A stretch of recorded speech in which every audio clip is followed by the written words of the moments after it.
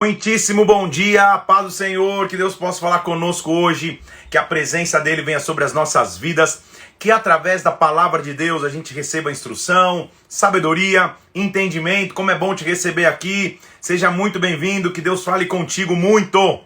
Estamos mergulhados na palavra de Deus. Hoje é o dia 89, ou seja, já são 89 dias que a gente está mergulhado na palavra do Senhor, com esse propósito específico. Infelizmente já está acabando, mas felizmente por outro lado, graças a Deus que você está aqui até agora, né? Que você continua permanecendo. Então vamos mergulhar na presença de Deus, vamos buscar aquilo que Ele tem para nós. Vamos orar para que o Espírito Santo nos visite nessa manhã. Pai, em nome do Senhor Jesus Cristo, vem com a Tua presença sobre as nossas vidas, fala conosco de forma sobrenatural, Senhor, abre o nosso entendimento para que nós possamos ouvir a Tua voz, que a Tua palavra seja para nosso sustento nessa manhã, alimento nessa manhã, guia nessa manhã, Senhor, como é bom estarmos em Ti, firmados na Tua palavra que é verdadeira, Senhor, que é viva, que é eficaz, por isso nos visita aqui agora, em nome do Senhor Jesus Cristo eu te peço, em nome do Senhor Jesus, amém e amém, glória a Deus. Estou vendo muita gente aqui. Um oi para todo mundo, que o Espírito Santo fale contigo também. Depois eu dou um oi geral. Vamos já mergulhar na palavra de Deus e entrar naquilo que Ele tem para nós nesta manhã. Que o Espírito Santo possa vir nos presidir e nos visitar. Nós estamos em meio à história de vida do apóstolo Paulo e o que ele deixou de legado. O apóstolo Paulo foi um dos homens que mais deixou legado e não só escreveu história, mas deixou legado, ou seja, deixou um presente e instrução para as próximas gerações. E nós estamos no meio, ou no início, ali, na verdade, de 1 Coríntios. Onde Paulo, diferentemente de Romanos, que ele está falando para uma cidade que ele ainda não tinha visitado, uma cidade que ele ainda não tinha chegado, agora Paulo está falando para uma cidade ou para uma igreja que ele tinha plantado. Só que é uma carta pastoral, uma epístola pastoral. Infelizmente a igreja estava com alguns problemas e divisões. E o principal problema, como a gente já pôde identificar ontem, era dissensão entre as pessoas, ou seja, divisão entre as pessoas, mas a raiz de tudo era a soberba. As pessoas estavam ensoberbecidas, se achando demais, em outras palavras, achando que um era de Paulo, outro de Apolo, e assim vai. Cada um estava com o rei dentro de sua própria barriga, e Paulo já chegou chegando, né? Como diz o outro, ele já chegou atropelando. A gente terminou ontem com Paulo escrevendo no capítulo 4, no versículo 21, dizendo assim, ó, o que vocês preferem? Que eu vá ter com vocês com vara ou com amor? Ou seja, tô chegando, hein? Tipo, papai tá chegando, e aí, vocês vão continuar assim? A gente vai ver que o problema da igreja era um pouco mais profundo, inclusive, do que apenas a soberba ou a divisão, que já são problemas graves. Paulo vai começar a mostrar e começar a dizer da imoralidade que tinha na igreja. Então o verdadeiro líder é o líder que sabe confrontar. Ele sabe olhar o pecado e não apenas ser conivente com o pecado, mas confrontar o pecado. Em amor, obviamente, mas confrontar. Não deixar que o pecador permaneça no pecado. Então lá vem Paulo dizendo assim, olha, gente, versículo 1 do capítulo 5. Eu escutei que há entre vocês imoralidade. Imoralidade tal que nem mesmo entre os gentios acontece. Olha, ele inclusive vai dar nome ao pecado. Olha o mistério. Há alguém que se atreveu a possuir a mulher de seu próprio pai. Ou seja, alguém aí, ele não dá nomes aos bois, mas ele está mencionando uma história que deveria ser de comum conhecimento de todos. Ou seja, eu fiquei sabendo aí que teve um cara que ficou com a madrasta, ficou com a mulher de seu pai. Evidente que não mãe aqui, mas madrasta ele deve estar se referindo. Então, como assim? E mesmo assim vocês andam, versículo 2, ensoberbecidos, vocês não chegaram nem a lamentar, para que fosse tirado do vosso meio quem tamanho ultraje praticou, ou seja, vocês estão cheios de soberba no coração, e o real problema, o verdadeiro problema que é confrontar um cara que se envolveu com a sua madrasta, vocês não vão fazer isso? Vão continuar com a soberba mesmo assim? Eu, na verdade, versículo 3, ainda que ausente em pessoa, mais presente em espírito, já sentenciei como se estivesse aí presente o autor de tal infâmia. Ou seja, eu que estou longe, já poderia confrontar o cara, e vocês estão aí, não estão falando nada?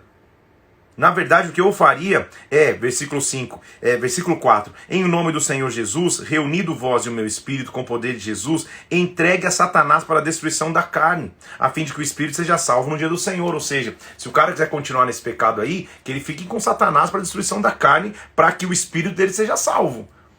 Ou seja, ou o espírito ou a carne. Não é boa a vossa soberba, versículo 6, a vossa jactância. Não sabeis que um pouco de fermento leveda toda a massa? Ou seja, Se tiver um pouco de contaminação aí, vocês não estão entendendo que vai levedar a massa inteira, daqui a pouco a imoralidade inteira entrou na igreja. Então Paulo está sendo radical contra o pecado. Radical demais, inclusive, versículo 7, lança fora o fermento velho, para que você possa ser massa nova.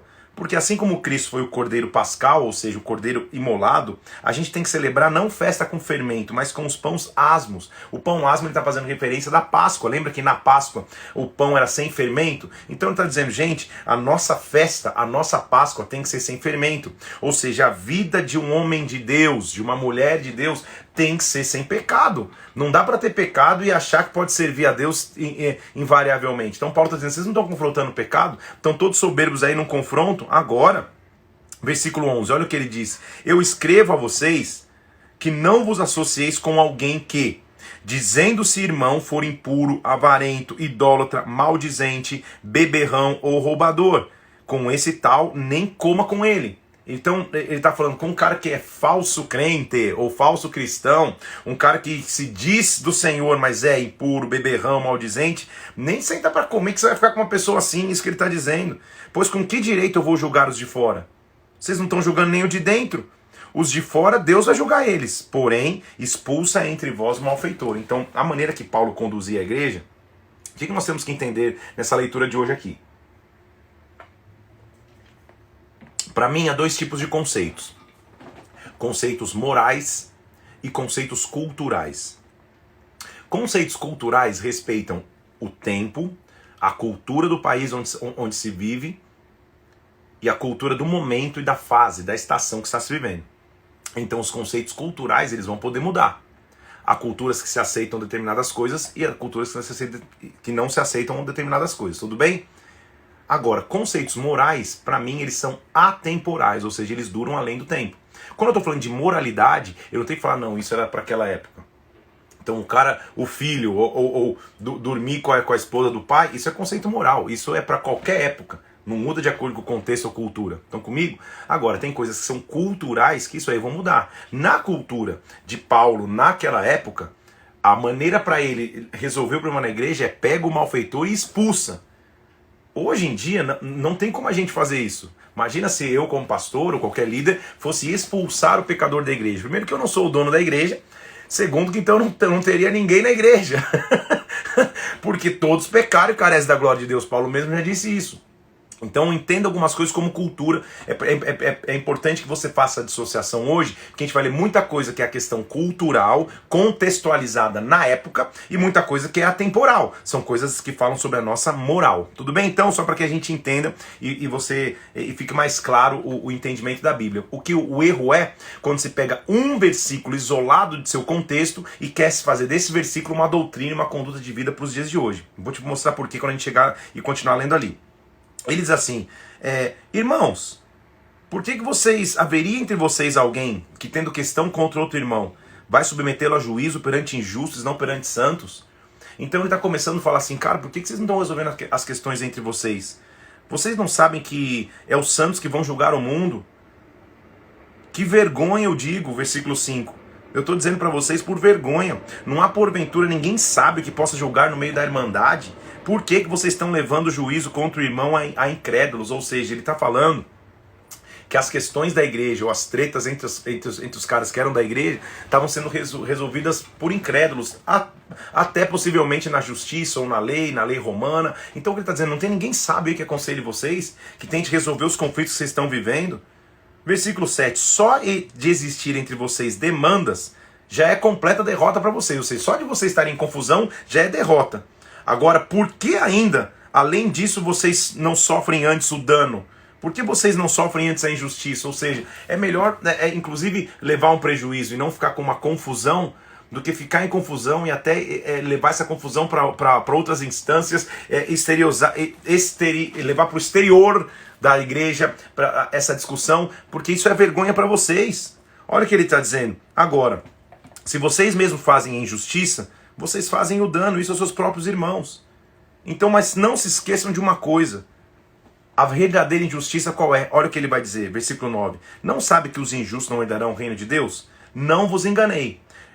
Nem impuros, nem idólatras, nem adúlteros, nem efeminados, nem sodomitas, nem ladrões, nem avarentos, nem bêbados, nem maldizentes, nem roubadores herdarão o reino de Deus. Isso é princípio de moralidade, isso é atemporal, isso é um princípio para sempre. Então ele está colocando algumas categorias de pessoas que não vão herdar o reino.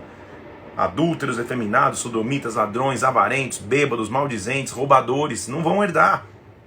Assim vocês foram, mas vocês se lavaram, foram santificados e justificados, ou seja, a maior justiça já aconteceu no nome do Senhor Jesus Cristo. Então o que ele está dizendo? Vocês estão começando a se confundir, a se dividir, a brigar, a entrar em confusão, sendo que vocês já foram justificados de coisas muito piores. Se resolvam, é mais ou menos isso que ele está dizendo. Versículo 12, olha o que ele está falando agora sobre a sensualidade. Lembre-se comigo que Corinto está no centro da cultura romana, cultura grega também, e o pensamento grego é mais ou menos assim. Os gregos criam que eu tenho que me preocupar é com a minha alma e não com o meu corpo.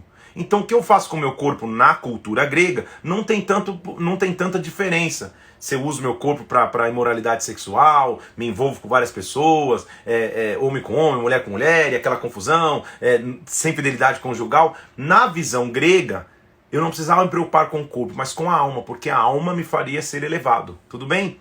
Então é cultura grega quando uma pessoa acha que pode com o corpo fazer o que quiser, porque o corpo é dela. Isso é cultura grega, é influência de cultura grega. Estão comigo? Então o que Paulo está dizendo não é assim.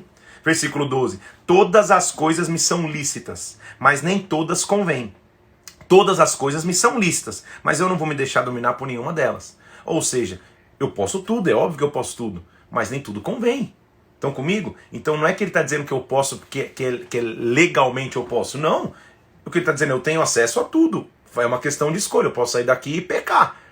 Tudo é lícito, mas nem tudo convém. Eu não vou me deixar dominar por todas as coisas. É isso que ele está dizendo. Então é a questão do autocontrole, de você saber se controlar e controlar a tua carne. Tudo bem? Olha o que ele está dizendo no versículo 15. Você não sabe que os seus corpos são membros de Cristo?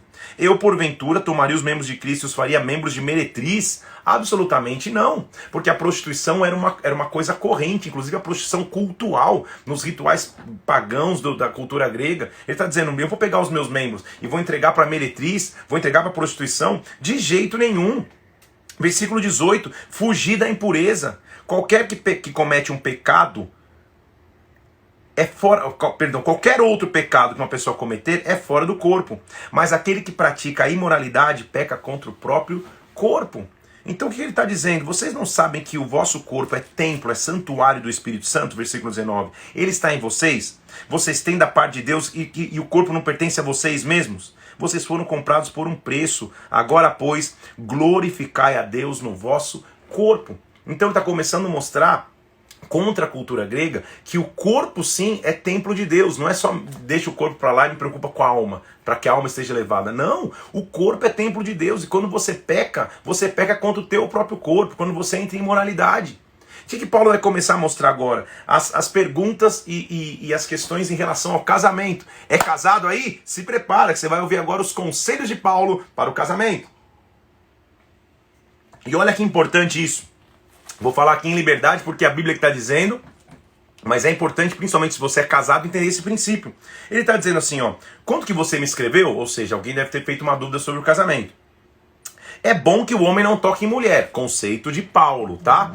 Ele não há indícios que ele, durante seu ministério, tinha uma esposa, não há indícios que ele já foi casado ou era viúvo, não há muitos indícios assim, mas nesse período não há registro de casamento ou Paulo estava integralmente dedicado ao ministério. Ele diz assim, então é melhor que o homem não toque na mulher, por causa da impureza.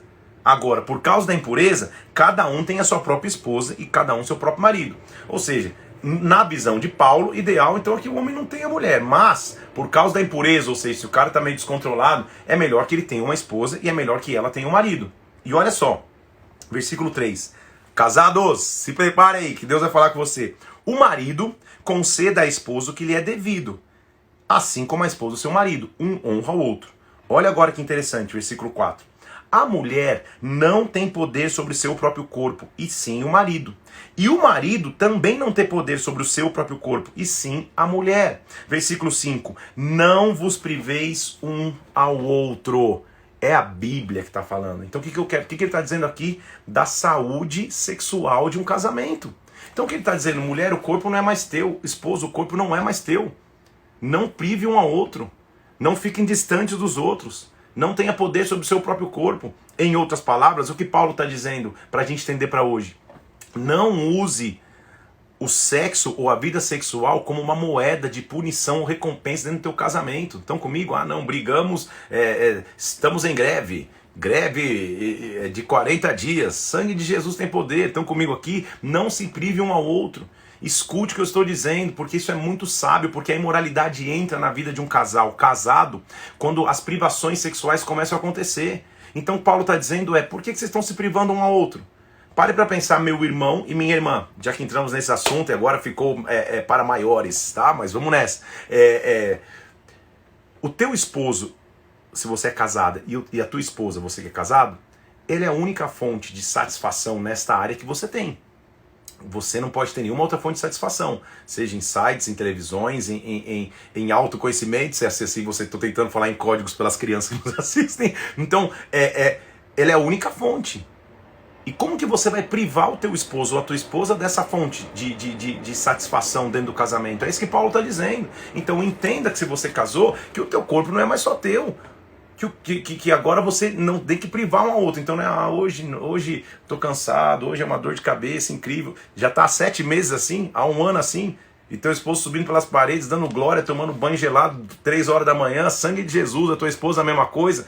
Reflita, pense, é o que Paulo está dizendo, tudo bem? Óbvio que com equilíbrio, mas isso é parte da saúde do casamento. Na verdade, talvez um dia a gente faça uma live para maiores, que a gente fale sobre casamento, aí eu trago a pastora Mila aqui para a gente falar de casamento, mas esse é o maior termômetro, a saúde nessa área é o maior termômetro. Tudo bem? Ele está dizendo assim, não se privam ao outro, a não ser se for por mútuo consentimento por algum tempo, para que vocês se dediquem à oração e novamente se ajuntem, para que Satanás não vos tente por causa da incontinência. Ou seja, o que ele está dizendo? Privação nessa área para um casal casado, períodos de longa privação, são brechas para que Satanás traga tentação. É o que ele está dizendo.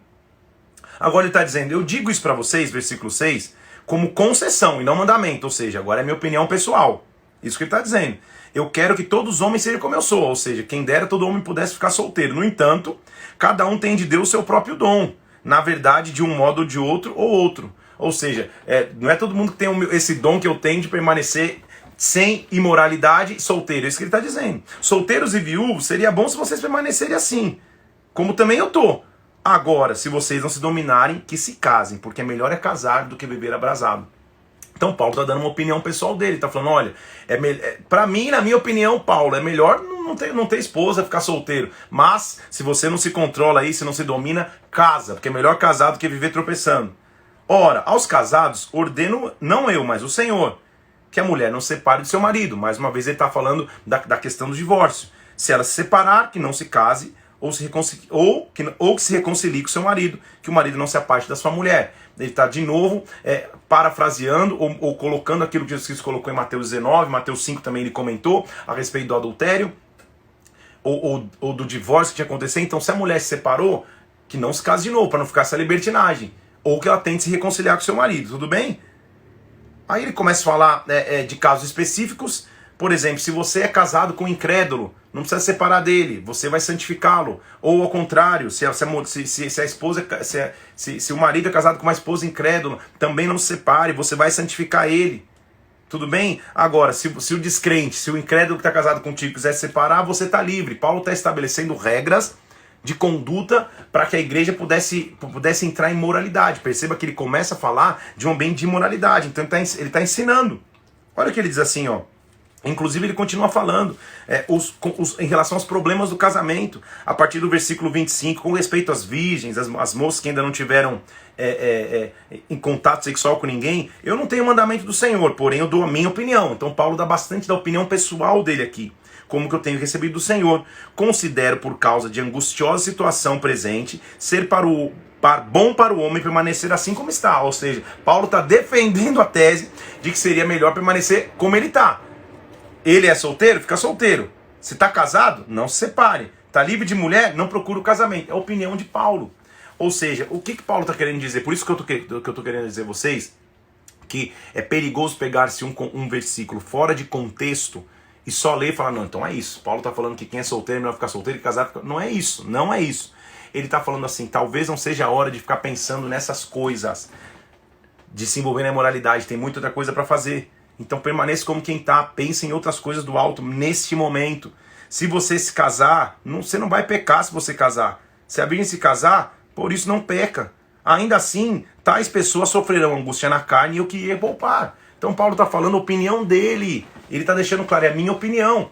Que seria melhor se você não viesse essa angústia, talvez por ver tantos casamentos que ele viu tendo problema, mas ele não está condenando o casamento, só para deixar isso bem claro, tá? O que eu quero, na verdade, é que vocês estejam livres de preocupações. Quem não é casado, cuide das coisas do Senhor, de como agradar a Deus. Ele está falando dele, tá? Ele tá mostrando como seria difícil para ele se ele tivesse casado ou com uma família, exercer o ministério da maneira que ele exercia. Ele diz, quem está casado está dividido. E a mulher também. É, de novo, opinião pessoal de Paulo, só para que você entenda. Na cabeça dele, ele segue a linha de que para exercer um ministério ou para estar à frente de uma igreja como ele estava, ele não tinha que ter família. É a opinião pessoal de Paulo.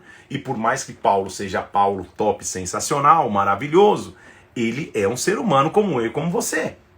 Não há qualquer registro de palavras do próprio Jesus Cristo dizendo, não, quem está solteiro fica solteiro, quem está casado fica casado. Porque ele nunca falaria isso. Então está comigo aqui, não dá para fazer da palavra de Paulo sozinho uma lei. Tem que se entender o contexto que ele está vivendo. Não dá para hoje, nos tempos modernos, por exemplo, falar, não, para estar à frente de uma igreja, você não pode estar casado, porque isso atrapalha. Na verdade, no meu entendimento, é justamente o contrário. Se você está solteiro, está à frente de uma igreja, legal, você vai conduzir, vai ser perfeito, ótimo, não tem problema nenhum, Deus vai cuidar. Mas quando você tem uma família, não é bom também liderar uma igreja como família? Porque a igreja precisa ouvir do pastor, da pastora, daquela que é a cobertura no sentido paterno, daquele que é a cobertura no sentido materno. É a essência da família, a igreja é uma família. Então, hoje nós estamos vendo em outros momentos, só para que você entenda, tá? Para que você leia com bastante atenção, entendendo os momentos, a época, a realidade que Paulo vivia, e ele estava falando de sua realidade. Ele continua no capítulo 8, mostrando sobre as coisas sacrificadas aos ídolos.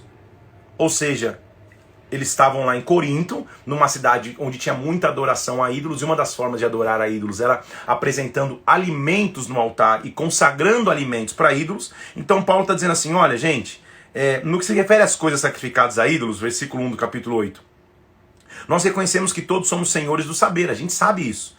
Agora, o saber ensoberbece, mas o amor edifica. Não fica só preso na soberba do saber, de que não, isso pode comer, isso aquilo não pode. Não, vamos viver em amor. Se alguém julga saber alguma coisa, com efeito não aprendeu ainda como convém saber. Ou seja, se você já acha que você sabe tudo, na verdade, essa é só uma prova que você não sabe nada. É isso que Paulo está dizendo. Se você chegou num ponto falando, não, agora eu sou o suprassumo da sabedoria, do conhecimento, do entendimento, então você não sabe, na verdade, é nada. Sabe o que ele está dizendo? Então, no tocante à comida sacrificada a ídolos, sabemos que o ídolo de si mesmo nada é no mundo e que há somente um Deus. Então o que ele está dizendo?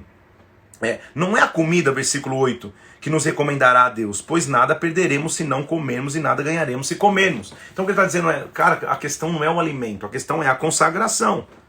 Tudo bem? Então não se preocupa com isso. Ah não, será que foi consagrado ou não foi? Por isso, inclusive, que hoje, modernamente, a gente até ora antes de comer os nossos alimentos. Então o que eu quero te dizer de maneira prática? É óbvio que você não vai num local onde evidentemente está tendo um culto pagão com comidas consagradas e vai lá comer, mas também você não vai ficar nessa noite e falar, Senhor, será que nesse restaurante que eu vim aqui, nessa padaria que eu vim, o cozinheiro consagrou a quem? Por isso, ora, Senhor, quebra toda a consagração e vamos embora. É isso que Paulo está dizendo. Não se preocupe com isso, é isso que ele está falando. Então, versículo 8. Veja, porém, que esta liberdade de você não seja tropeço para os fracos. Ou seja, quando você comer os alimentos, o que Paulo estava dizendo? Tem pessoas que vão se escandalizar se você ingerir determinados alimentos. Cuidado.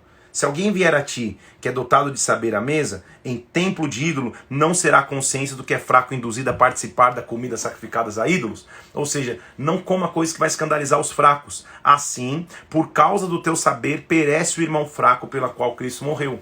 Então cuidado com os teus comportamentos. Ele está dizendo para líderes agora. Você é um exemplo, você é um influenciador.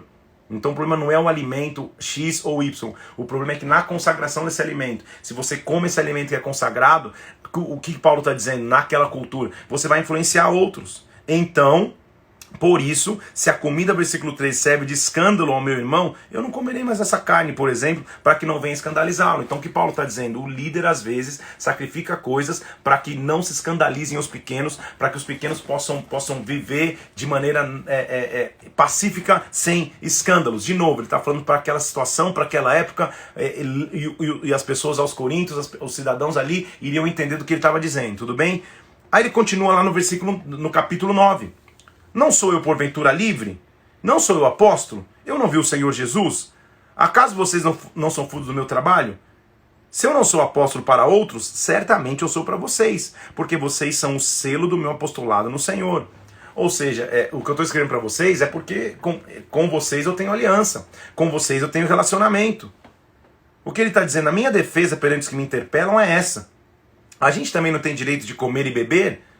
O que acontece? O que deveria estar começando a acontecer? As pessoas falam, não, mas vocês vão comer isso, vão beber isso. E Paulo falou, cara, a gente também não tem direito.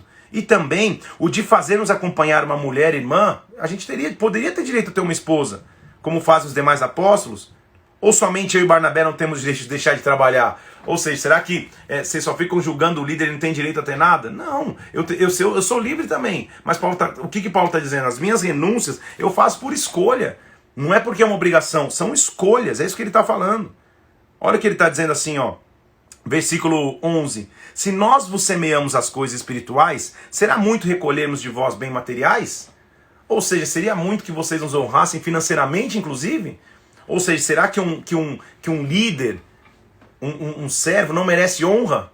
É isso que ele está falando, então Paulo está só explicando para eles. Não julgue, não fique apontando o dedo, o líder ele faz renúncias porque ele quer.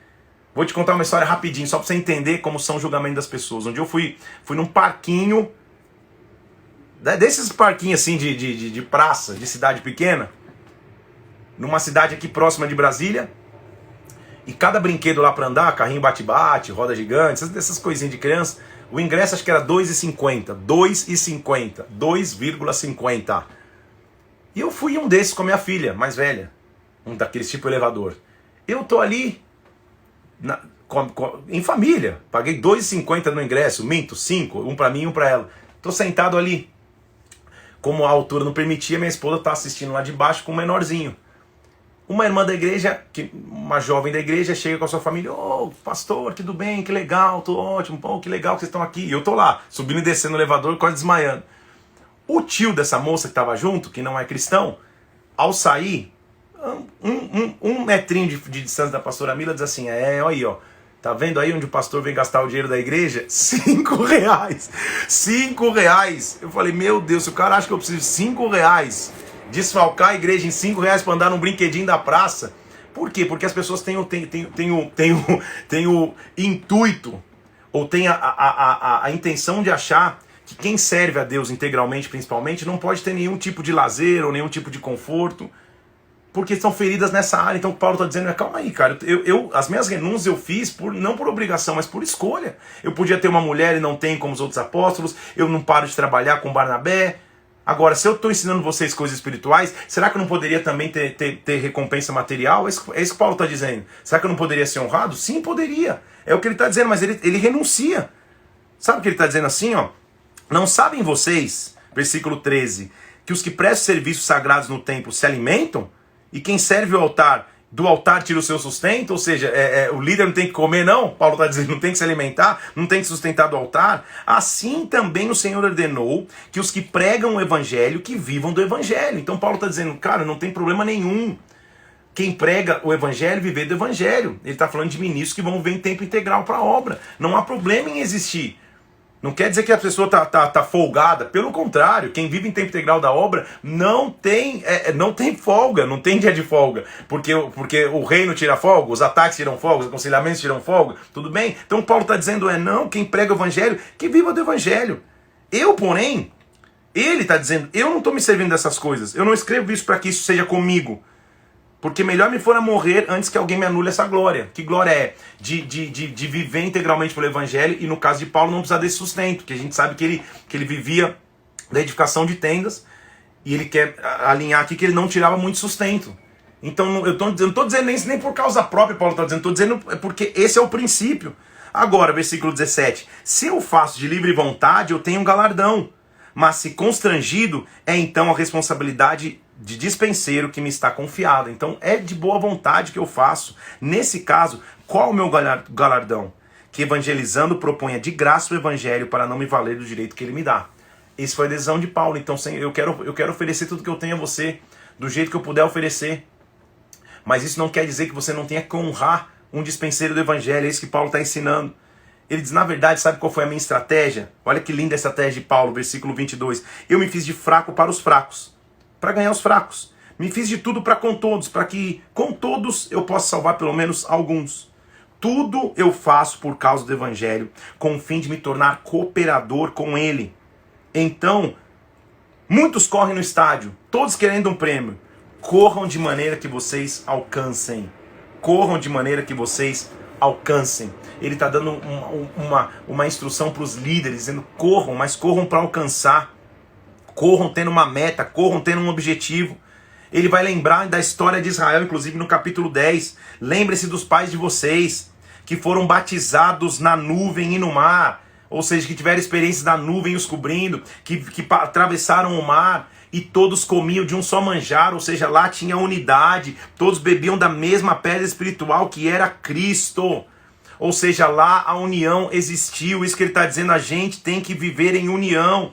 Aquele, pois, versículo 12, que pensa estar em pé, veja que não caia, ou seja, não tenha julgamento. Não veio sobre vocês tentação que não fosse humana. Deus é fiel e não permitirá que você seja tentado além das suas forças, versículo 13. Pelo contrário, junto com a tentação, ele vai prover o livramento, de sorte que você possa suportar. Junto com a tentação, aí vai vir o livramento para que você possa suportar. Então, o que ele estava dizendo? Se nós estivermos próximos da presença de Deus, não é que a gente não vai ser tentado. Junto com a tentação, ele vai mandar o livramento. Ele diz assim, então fujam da idolatria. Fujam da idolatria. Porque eles estavam no centro da idolatria grega, então fujam dessa idolatria. Porventura o cálice da bênção não é a comunhão do sangue de Cristo. O pão que partimos não é a comunhão do corpo de Cristo. Ou seja, nós, embora muitos, somos unicamente um pão, um corpo, porque participamos de um pão. Mais uma vez ele está dizendo, fujam da idolatria, fujam das divisões. Ele está associando a idolatria à divisão. Ou seja, porque lembra que a divisão era, não, eu sou de Paulo, eu sou de Apolo, eu sou de Cefas. A divisão era essa, a idolatria a homens. Ele está dizendo, fuja dessa idolatria, fuja disso. Porque você não tem mais ídolo, mas está criando ídolos modernos. Fuja disso. Fuja desse tipo de idolatria. Nós todos participamos de um só corpo. Nós somos um só. Todas as coisas, ele vai repetir mais uma vez, versículo 23, são listas, mas nem todas convêm. Então que ninguém busque o seu próprio interesse, mas sim busque o interesse do outro. Para encerrar a questão de alimentos, ele diz assim, versículo 31, quer comam, quer bebam, façam tudo para a glória de Deus, tudo para a glória do Senhor. Nós vamos ver a partir do versículo 11, Paulo começando a instituir regulamentações para a igreja daquela época. Então lembra que eu te falei que há o contexto histórico, cultural e há o contexto moral? Que para mim o moral não muda nunca, mas o histórico e cultural vai mudar de acordo com o povo. Então Paulo está começando a mostrar na igreja como deveria ter ordem, porque a igreja, pelo que ele está descrevendo, estava um pouco em desordem. Então ele vai colocar as coisas no lugar. Ele começa no versículo 11 falando assim, olha gente, tem que usar véu na igreja. Isso é para aquela época. Mas o que o véu significa? Tem que mostrar que há uma hierarquia, que há submissão. Indistintivamente a gente vai perceber que o que ele estava vivendo ali é que em alguns momentos, acho que as mulheres estavam falando demais, entrando no comando demais, os homens não estavam posicionados, tinha imoralidade na igreja, então estava uma bagunça. Paulo tem que colocar em ordem. Então ele diz assim, ó, vamos entender uma coisa, a glória, vamos só para a gente entender aqui, ó, o cabeça de todo homem é Cristo, e o cabeça de toda mulher é o próprio homem. E Deus é o cabeça de Cristo. Então vamos entender a hierarquia, isso que Paulo está dizendo. Todo homem se submete a Cristo, Cristo submete a Deus. E a mulher se submete ao homem. Submeter não é inferiorizar. É entender que há um respeito que a mulher tem que ter para o seu esposo, no caso, na figura de um seu sacerdote. É isso, tá? Então o que Paulo está dizendo não é minimizando a mulher, mas colocando as coisas em ordem. Está falando, calma aí, cara. Então, quem ora e profetiza e tem a cabeça coberta, está desonrando a sua própria cabeça. Ou seja, os homens estão se curvando. As mulheres estão tomando conta da igreja, alguma coisa está errada, o que está acontecendo? Então vamos estabelecer as coisas no lugar. O homem não cobre a cabeça e a mulher se cobre com o véu, para que ela mostre contrição, para que ela mostre entrega, para que ela mostre rendição. Além disso, na antiguidade principalmente na cultura grega, um dos maiores instrumentos de sensualização da mulher eram seus cabelos. Então, ele mandar que a mulher, na época, cobrisse a sua cabeça, era mais ou menos, vamos tentar fazer um paralelo, dizer, olha, não vai usar esse decote aí tão grande aí, pelo amor de Deus, vai escandalizar os homens. Era mais ou menos isso. Ou seja, ela estava cobrindo algo que distrairia a atenção, que mostraria sua sensualidade. Eu estou dizendo de coisas da época. Estão comigo? Não é que você tem que cobrir a cabeça para entrar na igreja hoje. Tudo bem? São coisas da época. Leis morais e leis culturais são diferentes. Estão comigo aqui? Então o que ele está dizendo? Julgue a vocês mesmos, versículo 13. É próprio que a mulher ore a Deus sem trazer o véu? Então é isso que ele está dizendo. Não deixe que essa sensualidade roube a verdadeira essência do culto. Então naquela época, ele instruiu, mulheres, cobre a cabeça. Seja discreta. Em outras palavras, que os tempos modernos, não precisa usar uma roupa tão chamativa, não precisa chamar atenção para as tuas curvas ou para quem você é como mulher, que roube a essência daquilo que você é em Deus. É isso que Paulo está tentando dizer. Ele inclusive instrui para celebrar a ceia do Senhor. Vamos celebrar a ceia do Senhor quando você estiver reunido no mesmo lugar. Vocês não comem a ceia? Então a ceia é essa, versículo 23.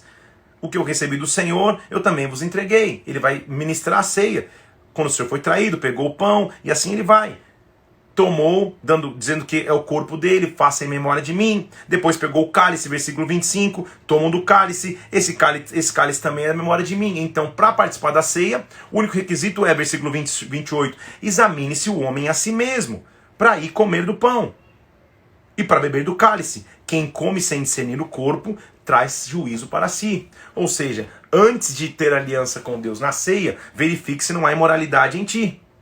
Tudo bem? Por essa razão, tem entre vós muitos fracos, doentes e não poucos que dormem. Por quê? Porque vocês não julgam a vocês mesmos, vocês estão julgando os outros, mas não estão analisando a sua própria conduta.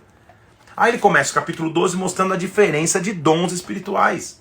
Ele falou, há vários dons, mas o Espírito é o mesmo. Há diversidade de dons.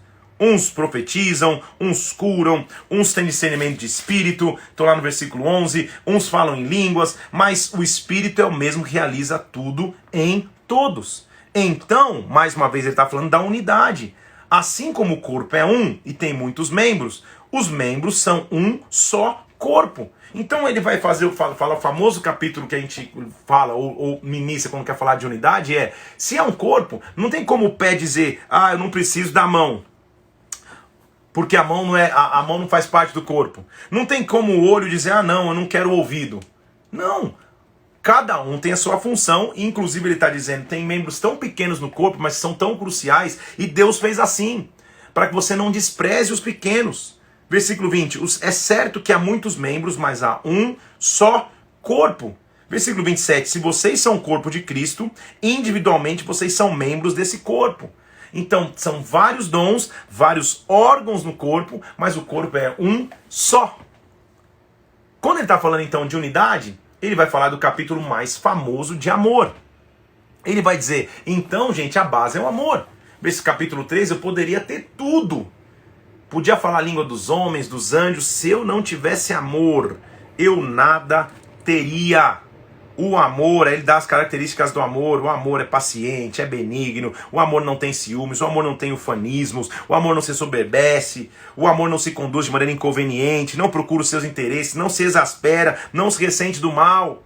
não se alegra com a injustiça, mas se regozija com a verdade. Versículo 7, o amor tudo sofre, tudo crê, tudo espera, tudo suporta. O amor jamais acaba. Então a gente normalmente usa esse versículo para falar no relacionamento entre homem e mulher, não está errado, mas na verdade o que ele está falando aqui é o amor entre os irmãos. Então o amor espera, o amor suporta, o amor não tem ciúmes, não tem soberba, o amor não se exaspera, o amor se alegra com a verdade, o amor suporta todas as coisas, o amor não acaba. Então no relacionamento pode ter línguas, elas vão acabar, pode ter profecia, elas vão desaparecer, pode ter ciência, elas vão passar, mas quando vier o que é perfeito, então o que é em parte vai ser aniquilado, ou seja, vai sobrar o amor.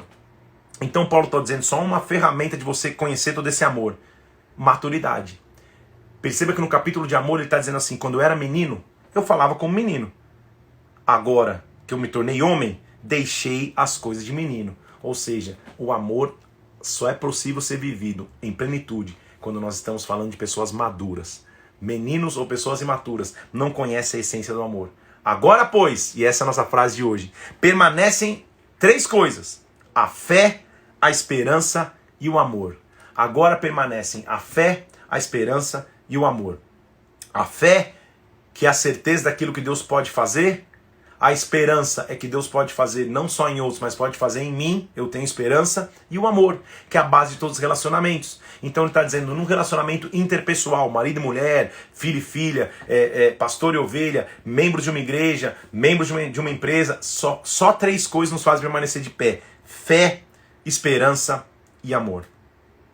Paulo para então de falar da base do amor e da unidade e vai voltar a falar da organização de culto. Como, por exemplo, estou dizendo lá na época, por isso que é importante pegar textos e entender o contexto. Pelo que ele mostrou, então, o culto não tinha muita ordem. E ele vai dizer assim, gente, deixa eu explicar para vocês, o dom de profetizar é maior do que o dom de línguas. Isso não quer dizer que ele despreza ou até proíbe o dom de línguas, mas o que ele está dizendo é, de nada adianta você chegar numa igreja, e no teu culto aí em Corinto, e ficar só falando em línguas o tempo inteiro. Ninguém vai entender nada, não vai edificar ninguém, porque quem fala em línguas edifica só a si mesmo, ao passo que a profecia edifica o corpo todo. Então prefiram o dom da profecia. É isso que Paulo está explicando no capítulo 14. Porque do que adianta? Imagina eu ficar pregando lá, só falando. Não é que ele proíbe, tem momentos que a glória vem, você não segura e solta aquela rajada, mas não é o tempo inteiro. Imagina eu falar, abra sua Bíblia, e 40 minutos com o microfone na mão e ficar falando em línguas. Todo mundo vai falar, pô, legal, no primeiro minuto um ou dois vai se conectar, no 5º minuto pra frente tá todo mundo no Instagram, curtindo foto. Por quê? Porque quem fala em línguas está edificando a si mesmo. Então Paulo está dizendo, gente, tem que ter um pouco de controle aí. Inclusive ele até recomenda, só vai falar em língua então, ou procura falar em língua se tem alguém que tem um dom para interpretar. Pelo menos vai edificar o corpo todo. Então, fora de contexto, tem linhas que entendem então que é proibido falar em línguas na igreja, ou então só pode falar em língua se alguém interpretar. Não é isso que Paulo está dizendo. Paulo está dizendo, tenha equilíbrio. Não é o tempo inteiro falar em línguas. Inclusive por quê? Olha que interessante o que ele está falando. Se toda a igreja, versículo 23, se reunir no mesmo lugar e todos se colocarem a falar em novas línguas, o que vai acontecer com os incrédulos? Eles não vão falar que a gente está louco? Paulo, então, olha como Paulo é. Ele está preocupado com o visitante do culto. Ele está dizendo, cara, o incrédulo vai chegar lá para visitar? Se todo mundo ficar junto ao mesmo tempo, vou falar, os caras já acham que a gente é louco. Aí que eles vão achar que a gente é mais louco ainda.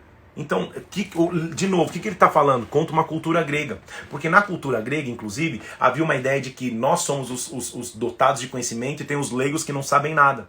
Na cultura grega, tudo bem falar, inclusive, o culto ou as reuniões em outra língua. Essa cultura, inclusive, se refletiu depois na primeira igreja de Roma, na igreja romana, quando havia um clero que falava o culto ou a reunião num outro idioma e o povo não entendia nada. Então o que ele está dizendo não é só a língua espiritual, qualquer língua. Não é a cultura grega. Eu tenho que trazer a pessoa para mim. Agora, se todos estiverem profetizando juntos, ao invés de ficar falando em línguas, versículo 24... entrar algum incrédulo ou visitante, indouto, ele é convencido, vai adorar e vai testemunhar a Deus que de fato está no meio de vocês. Então o que ele está falando? Pense no visitante. É a ordem de culto. Eu, como pastor aqui, às vezes sou até chato com o meu time, com a equipe, porque eu penso em tudo. Porque nós estamos todo domingo no culto. Para nós tudo é normal. Mas o visitante às vezes não é normal. Ele chegar na igreja, por exemplo, e 20 minutos ou 30 minutos antes do culto começar, ele já sentado, esperando o culto começar, e tem alguém lá, ei, ei, ah, oh, ei, e a banda, não é normal. Para nós que estamos todo domingo, é.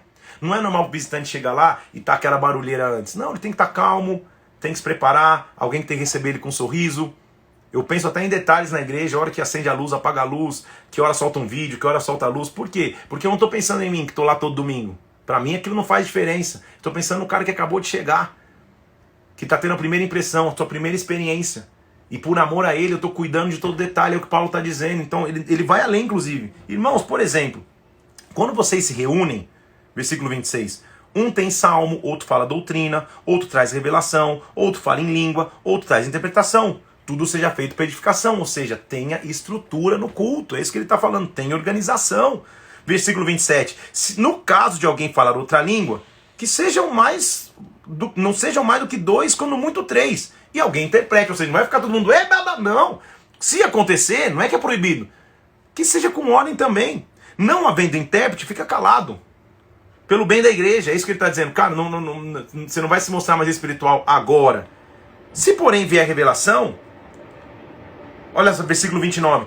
Quando for falar de profecia, também, 2 ou 3. E outros só analisem e julguem. Se vier revelação, cala, se assenta, não é todo mundo. Por quê? Se todos profetizarem ao mesmo tempo, todos têm que profetizar, um após o outro, com organização. Paulo está falando no versículo 32. Por quê? Porque o espírito dos profetas estão sujeitos aos próprios profetas. Porque Deus não é Deus de confusão, e sim de paz, como em todas as igrejas. Como é maravilhoso esse capítulo aqui. Tem que ter que ler em reunião de líderes. Sabe o que ele está dizendo? Tem que ter organização. Não é de qualquer jeito, não é falar não, sabe o que é? Na minha cabeça, tudo bem? Preservando, óbvio, a liberdade total do espírito, falando do todo, tá? Do senso comum ou do hábito, no meu entendimento, culto tem hora para começar e para terminar. Porque o espírito é sujeito ao profeta. Então não é todo domingo que você vai falar, poxa, hoje Deus me tomou e o culto durou 5 horas e 15. Calma aí. Porque talvez o líder, quando termina o culto, ele ainda conversa com as pessoas, tal, entrar no carro dele e vai para casa. E o cara veio, pegou 2, 3 ônibus. Vai sair da igreja 1 hora da manhã, vai pegar ônibus onde? Estão aqui comigo? Então é óbvio que tem momentos que o Espírito vem, visita, está numa conferência, num congresso, ninguém é reloginho, vai ficar olhando, vai terminar. Mas não é uma praxe, é uma exceção. A regra para mim tem que ter ordem. É o que Paulo está dizendo. Um lê salmo, um lê doutrina, um profetiza, um fala em línguas. Vamos nos organizar, isso que ele está dizendo. Olha só o que ele está falando. Nesse contexto que ele diz assim, versículo 34, que as mulheres ficam caladas na igreja, para elas não é permitido falar. Contexto cultural da época. Não dá para usar esse versículo dizendo que a mulher tem que ficar quieta hoje. Como que a mulher vai ficar quieta hoje? Se a gente já viu que as filhas de Filipe, evangelista, profetizavam. Ele está falando para a igreja de Corinto, era para a igreja de Corinto, que ali estava uma confusão. Era mulher falando na hora que não tinha que falar, mulher orando com sensualidade no cabelo, sem cabeça descoberta, era cara dormindo com a madrasta. A igreja de Corinto estava uma bagunça. Não adianta eu pegar o que está acontecendo em Corinto, querer trazer como padrão tudo bem? Usar esse versículo para dizer, não, a mulher tem que ficar calada na igreja, é o maior absurdo de interpretação que pode existir. Como que isso pode acontecer se Deus sempre deu valor às mulheres? Se Débora foi uma juíza que intercedeu por Israel? Se Raabe entrou na história, na genealogia de Jesus Cristo? Se Ruth entrou na genealogia de Jesus Cristo? Como assim? Se Miriam cantou e registrou o cântico dela, se Maria cantou e registrou o cântico de Maria, então a mulher tem um papel preponderante, um papel muito importante. Então não seja enganado, tudo bem? Só para que a gente entenda. Irmãos, versículo 39, perdão. Portanto, procurai com zelo o dom de profetizar. Não proibais o falar em outras línguas. Tudo, porém, seja feito com decência e ordem. Onde há organização, está tudo certo. Então, em tudo se expressa organização. Na pontualidade de início, na pontualidade de término, na organização do culto, no que você passa ou deixa de passar, na organização do altar. Tudo bem? Você já foi numa igreja, você chega lá, você olha de longe o altar, tem caderno de cifra no chão, copinho, um arsenal de copinho plástico no chão, coisa que ficou domingo passado, cálice da ceia passada está lá guardado. Tudo isso você que está todo domingo nem percebe mais. Mas o novo que chega e fala, cara, que loucura é essa? Que bagunça é essa? Estão comigo aqui? Então, primeiro, por amor ao incrédulo e ao visitante, seja organizado. E segundo, por decência e ordem, e para que você tenha um culto estabelecido, seja estruturado. Isso é pilar também de crescimento de igreja, só para que a gente entenda. Tudo bem? Qualquer dia a gente fala uma live, faz só sobre isso, fechado para líderes e pastores. Vamos nessa então. Aí ele começa a discutir sobre a ressurreição, porque ele está dizendo, gente, começou aquela discussão de novo sobre ressurreição. Os saduceus, eles não criam ressurreição. E Paulo está dizendo assim, gente, eu venho lembrar vocês que o evangelho que eu anunciei a vocês receberam e vocês ainda perseverem nele. Eu preguei a vocês, versículo 3, o que recebi. Cristo morreu pelos nossos pecados, segundo as Escrituras, foi sepultado e ressuscitou ao terceiro dia. Apareceu não só para Cefas, mas apareceu para os 12, apareceu para mais 500 pessoas. Eu também ouvi. O que a Bíblia está dizendo ele realmente ressuscitou em carne. Porque os saduceus iam não ter ressurreição. Ele está batendo contra essa doutrina deles, dizendo assim, calma aí, versículo 13. Se não há ressurreição dos mortos, então Cristo não ressuscitou. Se Cristo não ressuscitou, a sua pregação é vã. Então, ou você muda os teus conceitos, ou não dá para você. Então, ele está de novo brigando contra linhas doutrinárias que são contrárias a Cristo. Falando diretamente a linha dos saduceus que pensavam que a ressurreição não existia. Então, se a ressurreição não existe, então a nossa fé é vã. É isso que ele está dizendo. Ele ressuscitou em carne, sim. Por último, ele vai terminar o capítulo 16 mostrando que ele reuniria coletas ou ofertas para trazer a igreja de Jerusalém. Eu já te falei que ele tinha isso no coração dele, o desejo de honrar a igreja de onde que o enviou, de onde ele saiu. Ele honrava isso, então ele está falando disso que vai acontecer. Ele termina mostrando os seus projetos de futuro. Versículo 5, eu vou para Macedônia, vou ficar em Éfeso até o Pentecostes, orem por mim. Mas recebam aí Timóteo e Apolo, recebam eles, vou mandar eles até vocês, não os desprezem, sejam vigilantes, versículo 13, permaneçam na fé. Menciona os líderes ali e diz, recebam esses caras, Estéfanas, Fortunato e Acaio, eles são refrigério no espírito para mim que eles estão aí. Manda saudações e termina a sua primeira carta. Uma carta supostamente para tratar de problemas. Então ele fala de coisas muito contextualizadas, mas muitas coisas a gente pode aprender também, como a ordem de culto, como o princípio que ele tem de cuidado. E aí ele vai escrever a segunda epístola de Coríntios. Por que está dividida em dois? Elas foram escritas em tempos uma janela de tempo pequena, mas em tempos diferentes. Paulo então mandou essa primeira epístola, só que ela não surtiu todo o efeito necessário. Pelo contrário, Paulo vai começar a lidar em segunda epístola de Coríntios com a deslealdade dentro da igreja. Vai começar a existir um grupo de oposição a Paulo dentro da igreja. Paulo vai começar a tentar se defender. E é isso que nós vamos ler aqui. Hoje nós vamos ler só o capítulo 1 e 2. Ele começa mostrando a sua realidade. Ele diz assim, versículo 3. Bendito seja o Deus Pai, Pai de toda misericórdia e consolação, porque Ele que nos conforta em nossa tribulação, para que nós possamos consolar os que estiverem em angústia, com a consolação que nós somos também consolados por Deus. O que ele está dizendo? Olha, eu não quero que vocês ignorem as tribulações que eu passo. Ele está meio que abrindo o coração, rasgando o coração, eu passo tribulações. Mas se nós somos atribulados, versículo 6, é para o vosso conforto.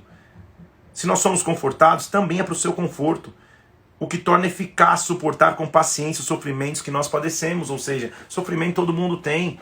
Ele vai abrir o coração porque nós vamos começar a ler agora em 2 Coríntios que ele vai lidar com algumas deslealdades, com um grupo de oposição contra ele. Ele diz assim, não ignora as tribulações que a gente está vivendo, gente. Na Ásia, a gente passou por muitas tribulações, versículo 8. A gente chegou a achar que isso era sentença de morte. Mas isso não foi para que a gente morresse, foi para que a gente acreditasse, versículo 10, que o Senhor nos livrou e livrará de grande morte. Sabe o que Paulo está dizendo? Esse é o testemunho que eu dou a vocês, versículo 12. Com santidade e sinceridade, não com sabedoria humana, mas com graça divina, tendo vivido no mundo, mas especialmente com vocês. Ele tá explicando porque, praticamente, ou na maneira prática, porque ele demorou de chegar em Corinto. Eu resolvi primeiro encontrar com vocês, versículo 15, para que vocês tivessem um benefício. E por intermédio de vocês eu vou para Macedônia, para me encontrar com vocês e depois eu voltar para a Judéia. Está explicando o plano dele, ou seja, eu mudei meu plano, estou indo encontrar vocês. Versículo 19, porque o Filho de Deus, Cristo Jesus, que foi por nosso intermédio, anunciado entre vós, isto é, por mim, Silvano e Timóteo, não foi sim e não, sempre nele foi o sim. Eu sempre fui coerente nos meus pensamentos, porque as promessas de Deus, elas têm sim e, portanto, o amém. E aquele que nos confirma convosco em Cristo nos ungiu é Deus. Ele nos selou e nos deu o penhor do Espírito em nosso coração. Eu, por minha vida, tomo a Deus por testemunha de que, para vos poupar, não voltei ainda para Corinto. Ele sabia que estava acontecendo uma divisão na igreja, uma deslealdade na igreja, e diz, olha, o Deus é testemunha, foi para poupar vocês que ainda não voltei. Estou esperando o momento certo para voltar. Agora, eu deliberei comigo mesmo, versículo 1 do capítulo 2. Eu não vou voltar enquanto eu estiver em tristeza, porque eu me entristeço. E se eu me entristeço, quem me alegrará, senão aquele que está entristecido por mim mesmo? Eu preciso melhorar aqui. Paulo está abrindo o coração, sendo sinceridade, dizendo, olha, essas situações que eu estou vivendo, essa primeira epístola que eu mandei que não surtiu efeito, me entristeceram. Mas, versículo 4, por meio de muitos sofrimentos e angústias, vos escrevi com lágrimas, não para que vocês ficassem entristecidos, mas para que vocês conheçam o amor que eu vos consagro em grande medida.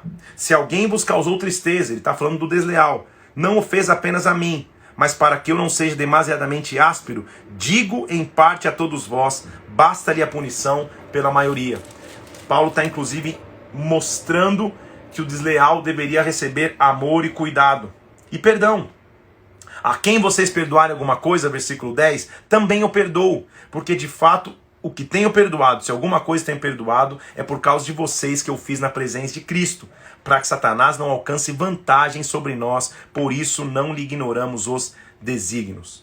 Então Paulo vai encontrar as pessoas, vai lidar com a sua posição, nós vamos ver nos próximos capítulos. Ele termina o capítulo 2 dizendo assim, graças porém a Deus em Cristo sempre, que nos conduz em triunfo e por meio de nós, em todo lugar, estabelece o cheiro, a fragrância do seu conhecimento. Versículo conhecido, porque nós somos para Deus como bom perfume de Cristo, não para os que estão salvos, mas para aqueles que se perdem. Ou seja, a igreja está passando lutas, deslealdades, acusações, aflições, mas nós somos perfume para aqueles que se perdem. Em outras palavras, tem muito trabalho ainda para fazer, gente. Não vamos ficar pensando nas divisões da igreja, nas confusões que a igreja de Corinto está vivendo. Não, vamos caminhar, vamos viver as coisas que Deus ainda tem para nós, porque nós, versículo 17, nós não estamos como muitos outros fazendo da palavra de Deus um mercado. Antes, em Cristo é que falamos na presença de Deus com sinceridade da parte do próprio Deus. Paulo está mostrando a essência do seu ministério,